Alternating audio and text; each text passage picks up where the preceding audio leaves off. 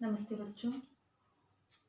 हिंदी व्याकरण में हमने पढ़ा है किसी व्यक्ति, वस्तु, स्थान या भाव के नाम को हम संज्ञा कहते हैं। संज्ञा के बाद दूसरा जो भाग आता है वो है सर्वनाम यानी प्रनाउन। संज्ञा के स्थान पर हम जिन शब्दों का यूज करते हैं उन्हें हम सर्वनाम कहते हैं। यानी इंग्लिश में जिसे प्रनाउन कहते हैं उसे हिंदी में हम सर्वनाम कहते हैं। इंग्लिश में जहां हम ही, शी, इट, डैट, दे ये शब्द यूज करते हैं, ऐसे ही हिंदी में हम मैं, हम, तुम, आप, इसका, उनका, हमारा, मेरा, तुम्हारा एक्सेट्रा आदि यूज करते हैं। तो ये सभी शब्द क्या है? ये सभी शब्द सर्वनाम है। अब सर्वनाम शब्दों को हम किस तरीके से एक वचन से बहुवचन में चेंज करते हैं आज हम ये पढ़ेंगे। यहां पर हमने सारे एक वचन शब्द लिखे हुए हैं यानी सिंगुलर, ये सब प्लूरल हैं। मैं जो एक वचन शब्द है, सर्वनाम में एक वचन शब्द है, उसे जब हम बहुवचन में चेंज करते हैं तो वो हम बन जाता है। ऐसे ही यह ये में चेंज हो जाता है बहुवचन में, वह वे में चेंज हो जाता है, मेरा हमारा में चेंज हो जाता है, तुम आप में चेंज हो जाता है, तेरा तुम्हारा, उसका उनका, इसका इनका, ये सभी सर्वनाम शब्द हैं। अब हम उसका और उनका इसमें सिर्फ छोटा सा चेंज करते हैं। स के प्लेस पर हम केवल बहुवचन पद में बदलते समय वहां पर न लिख देते हैं। ऐसे ही यहाँ पर इसका में स है, बहुवचन में जब हमने चेंज किया तो हमने स को न में चेंज कर दिया। उ और का एज इट इज आया, जस्ट हमने स को न में चेंज कर दिया। ऐसे ही अगर ये वर्ड है उसकी तो यहाँ पर हो जाएगा उनकी, इसकी इनकी। तो इसी तरीके से हम सर्वनाम शब्दों को बहुवचन में चेंज करते हैं। इसके अलावा सेंटेंस के लास्ट में कुछ वर्ड ऐसे होते हैं जब उन्हें हम बहुवचन में चेंज करते हैं तो उनमें भी परिवर्तन आता है। जैसे कि है, जब सेंटेंस के लास्ट में हम है लगाते हैं और हम है के वाक्य को बहुवचन में चेंज करते हैं, बहुवचन में परिवर्तन करते हैं उसका, तो वो है में चेंज हो जाता है विद डॉट। दोनों में क्या डिफरेंस है? केवल डॉट का। ये एक वचन है विदाउट डॉट, ये बहुवचन है विद डॉट। नेक्स्ट है थी, ये थी है बहुवचन में विद डॉट। था चेंज हो जाता है थे में। तो ये इस तरीके से हम सर्वनाम शब्दों को बहुवचन में चेंज करते हैं। वंस अगेन, मैं, हम, यह, ये, वह, वे, मेरा, हमारा, तुम, आप, तेरा, तुम्हारा, उसका, उनका, इसका, इनका, है, थी, था, थे। तो ये सभी मतलब ये लास्ट के 3 शब्दों को छोड़ करके 8 नंबर तक जो शब्द है, 1 से 8 नंबर तक जो शब्द है, उन्हें हम सर्वनाम शब्दों को सिंगुलर से प्लूरल यानी एक वचन से बहुवचन में इस प्रकार चेंज करते हैं। और जब हम बहुवचन में उन्हें चेंज करते हैं तो वाक्य के लास्ट के शब्दों में भी परिवर्तन आता है। अगर वो है तो है विद डॉट हो जाता है, थी है तो थी विद डॉट हो जाता है, था है तो वो थे में चेंज हो जाता है। ये है शब्द। अब हम करेंगे कि अगर हमें एक वचन में सर्वनाम के वाक्य दिए हुए हों तो उसमें हम किस तरीके से परिवर्तन करते हैं। रूल सेम है, कुछ वर्ड चेंज होते हैं, कुछ वर्ड चेंज नहीं होते। तो अब हम आगे देखते हैं कि किसको, सेंटेंस को हम यानी वाक्य को हम सर्वनाम के बहुवचन में किस प्रकार परिवर्तित करते हैं। जैसे फर्स्ट सेंटेंस है, वह दूध बेचती थी।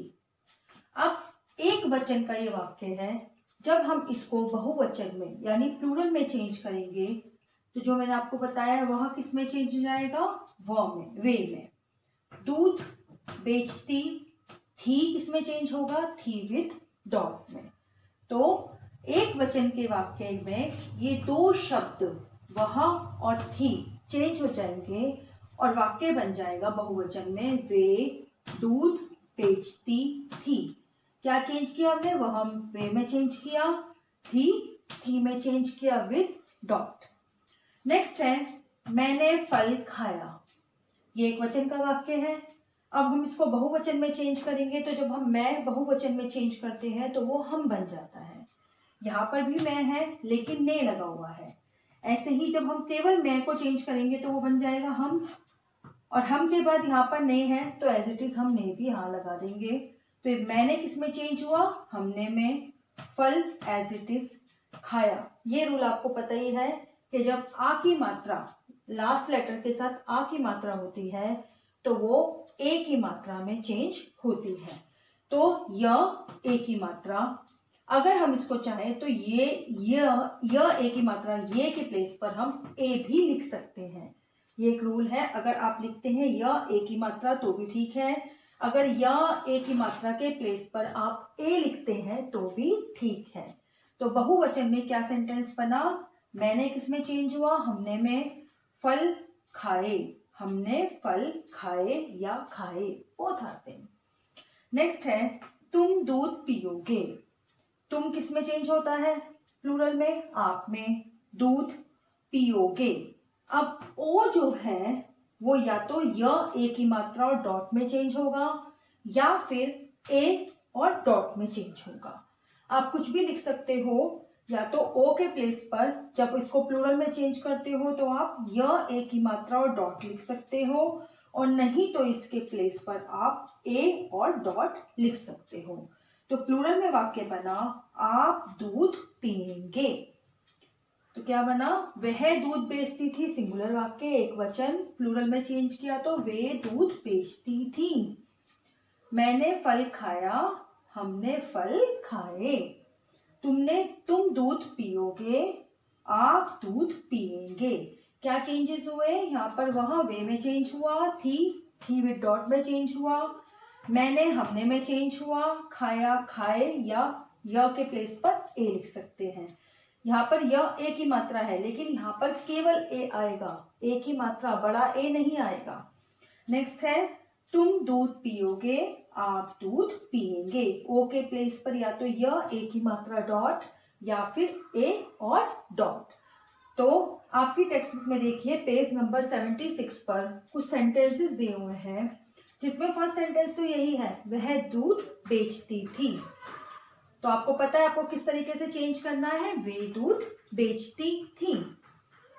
सेकंड सेंटेंस है वह चित्र बनाती थी। तो वह किस में चेंज हुआ, वे में, वे चित्र बनाती थी विद डॉट। मैं अंडे लाता हूं, मैं किस में चेंज होता है, हम में, तो हम अंडे, और लाता चेंज हुआ लाते। और जब मैं होता है किसी भी सेंटेंस में, मैं फर्स्ट वर्ड होता है तो लास्ट वर्ड हमेशा हूं होता है। लेकिन जब किसी भी सेंटेंस में फर्स्ट वर्ड हम होता है तो लास्ट वर्ड हमेशा है होता है विद डॉट। जैसे मैं हुआ तो लास्ट वर्ड क्या हुआ, हूं। लेकिन अगर मैं चेंज हो गया प्लूरल में तो लास्ट वर्ड आया है विद डॉट। तो मैं अंडे लाता हूं, हम अंडे, लाता चेंज हुआ लाते में, हूं चेंज हुआ है में, क्योंकि फर्स्ट वर्ड हम है।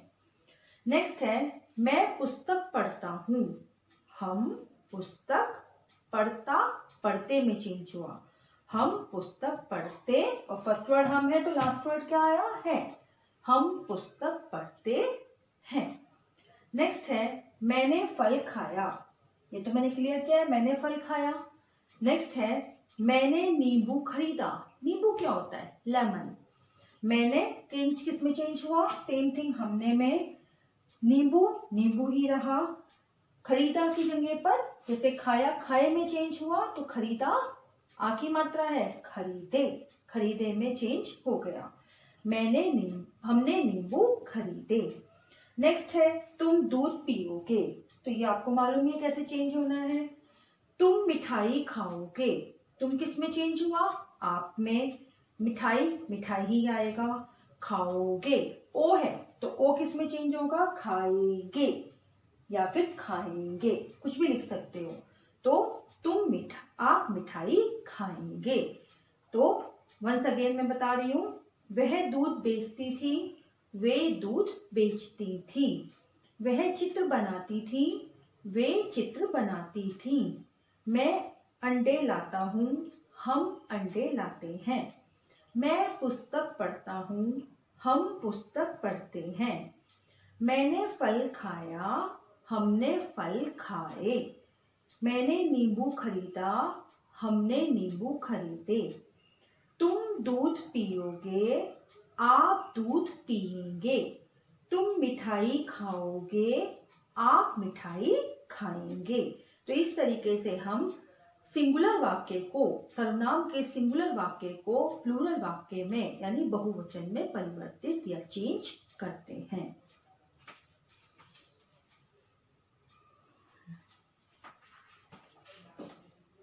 इसके बाद देखिए कुछ सेंटेंसेस आपके टेक्स्ट बुक के पेज नंबर 65 पे भी दिए हुए हैं। 65 पे 7th मेन है, वचन बदलो वाक्य बदलो। जब वचन बदल जाता है तो वाक्य भी चेंज हो जाता है, सिंगुलर का प्लूरल हो जाता है और अगर प्लूरल है तो सिंगुलर हो जाता है। यहाँ इन्होंने ये मेंशन नहीं किया है कि हमें सिंगुलर वाक्य को प्लूरल में चेंज करना है या प्लूरल वाक्य को सिंगुलर में चेंज करना है। यहाँ पर सिर्फ उन्होंने दिया हुआ है वचन बदलो। अब वो हमें देखना है कि वो सिंगुलर वाक्य है या प्लूरल वाक्य, यानी एक वचन का वाक्य है या बहुवचन का वाक्य है। फर्स्ट वाक्य है, उनकी जान संकट में आने से बच गई। अब अंडरलाइन वर्ड को चेंज करना है, तो मैंने आपको बताया था रूल क्या है, उनकी है तो न किस पे चेंज हो जाता है हमेशा, जैसे उनकी वर्ड है ये प्लूरल है और इसका सिंगुलर क्या होगा, ना के प्लेस पर क्या आ जाएगा, स, उसकी, यानी ये सिंगुलर है और ये प्लूरल है। तो अब उनकी अगर प्लूरल है तो इसका सिंगुलर क्या बना, ना के प्लेस पर स आ गया, तो उसकी जान संकट में आने से बच गई, या एज इट इज रहेगा बाकी वाक्य, जस्ट उनकी के प्लेस पर उसकी आ जाएगा। तो वाक्य किस में दिया हुआ है, बहुवचन में, क्योंकि उनकी वर्ड है, हमें चेंज किस में करना है, इसको एक वचन में। नेक्स्ट है, उसको एक उपाय सूझा, उसको, अब वही स है, स के प्लेस पर अगर हम चेंज करते हैं प्लूरल में तो क्या आएगा, न, तो क्या आएगा सेंटेंस, उनको एक उपाय सूझा। बाकी वाक्य ऐसे ही रहेगा, बस केवल फर्स्ट वर्ड चेंज हो जाएगा। नेक्स्ट है, वह अपने खेत से घर लौट रहा था, वह किस में चेंज होता है, वे में, वे अपने खेत से घर।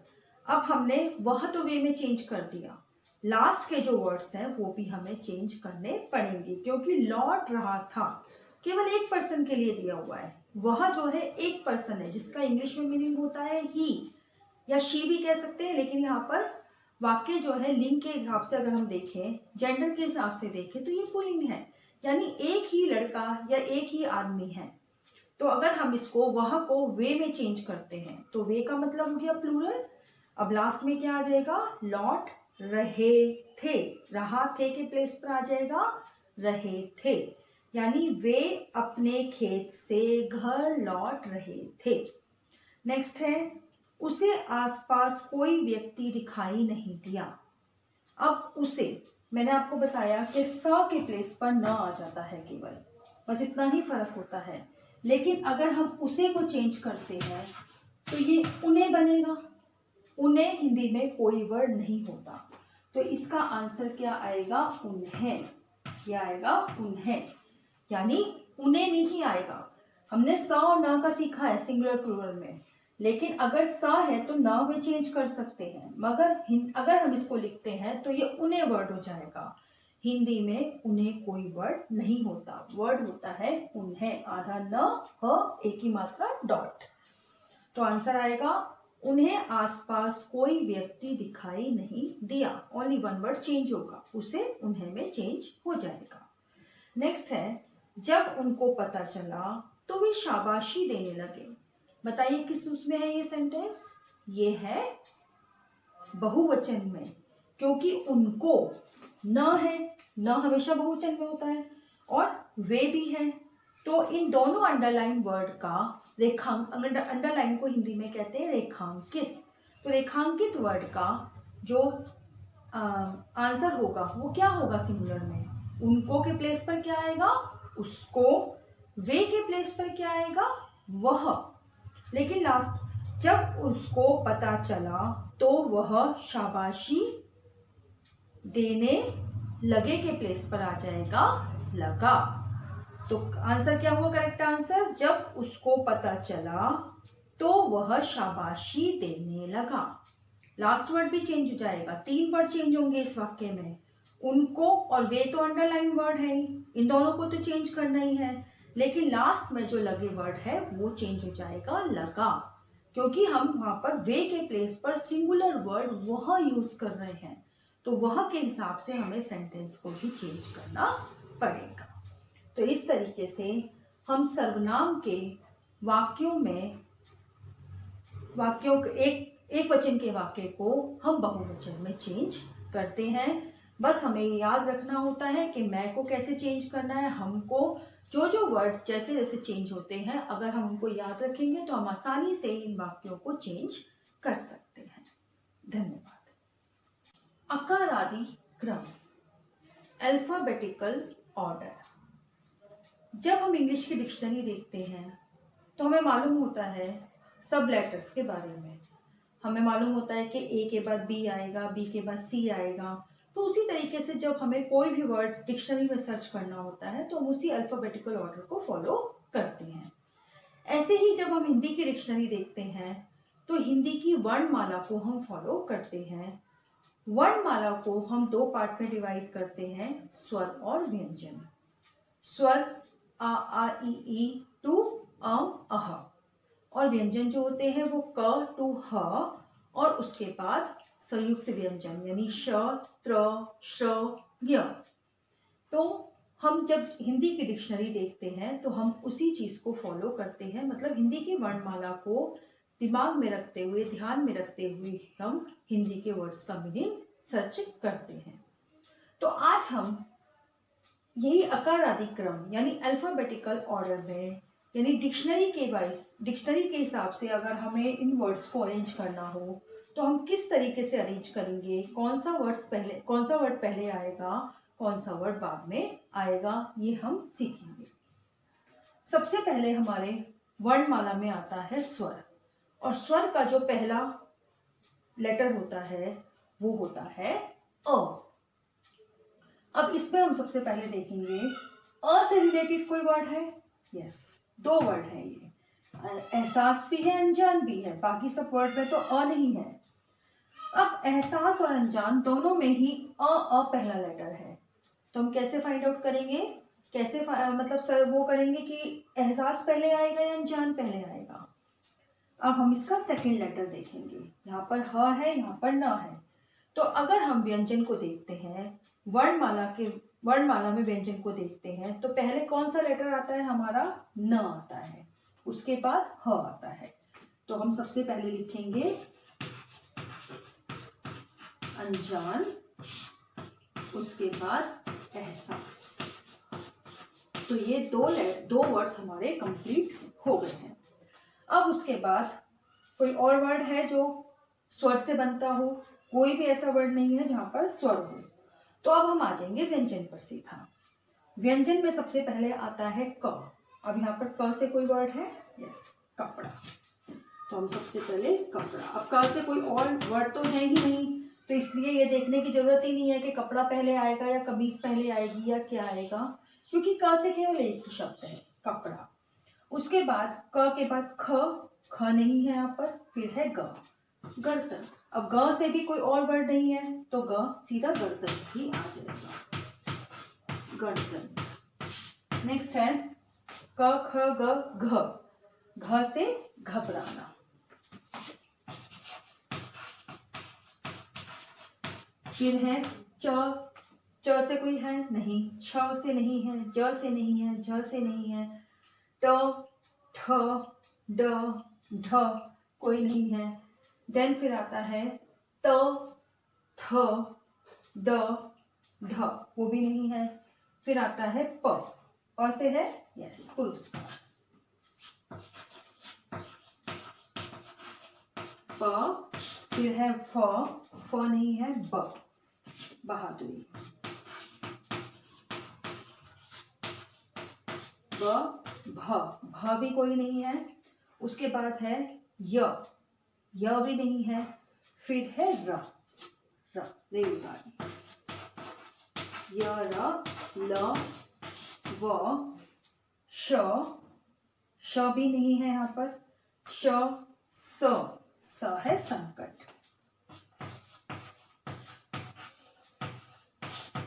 ठीक है, फिर है हिम।